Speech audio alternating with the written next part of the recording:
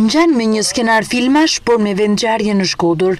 7 persona mes tyre dhe një efektiv policie ishin organizuar të transportonin lëndë narkotike në një formë krejt ndryshe nga rastet evidentuara më parë nga policia. Pikërisht kjo autoambulancë, që shërben për të transportuar të smurët në spital, është shfrytzuar nga autorët për të transportuar rreth 200 kg lëndë narkotike dyshuar si kanabis sativa drejt Malit të Zi, ndërsa policia e Shkodrës ka vënë në pranë nga poseduesit e saj.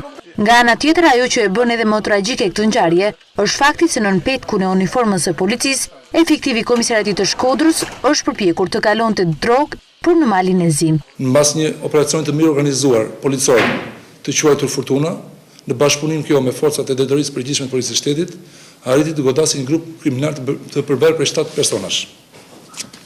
Gjatë operacionit janë arrestuar shtetasit Tish Pali, banor i fshatit Gurizi Shkodër, Tom Zhuri, banor i fshatit Oti Ri, komuna Rethina Shkodër, Zef Paloka, banor i fshatit Laçi Vaudes Shkodër, Anton Dedlumi, banor i fshatit Rënc Shkodër, Gjon Mark Bregu, banor në fshatin Erat Shkodër, Francesc Çuni dhe Kujtim Çuni, banor të qytetit Shkodër.